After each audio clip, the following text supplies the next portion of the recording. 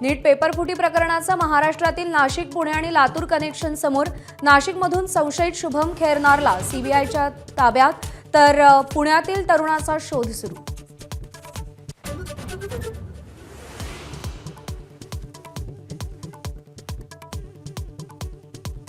बारामतीत पुन्हा विमान कोसळलं. रेडबर्ड कंपनीच्या शिकाऊ विमानाचा अपघात. अजित पवारांचा विमान अपघात झालेल्या ठिकाणीच दुर्घटना.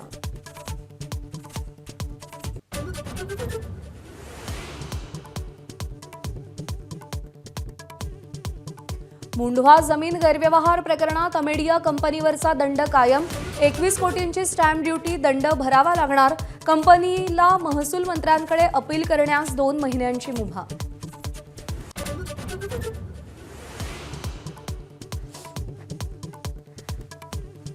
आयात शुल्क वाढताच सोनं चांदीच्या दरांमध्ये मोठी वाढ. सोन्याच्या दरात तोळ्यामागे 11,000ची, तर चांदीच्या दरांमध्ये प्रति किलो 30,000 रुपयांची वाढ.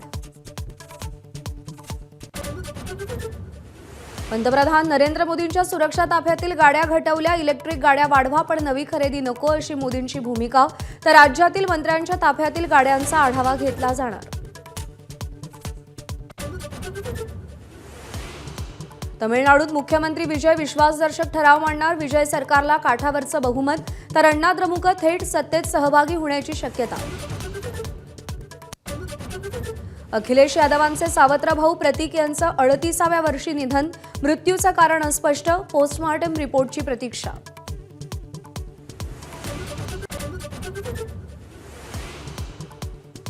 टीव्हीजेच्या पुरस्कारात एबीपी माझाचा डंका. उत्कृष्ट पत्रकार, शोध पत्रकारिता, ग्रामीण पत्रकारिता अशा 7 विविध कॅटेगरीमध्ये पुरस्कार मिळाले.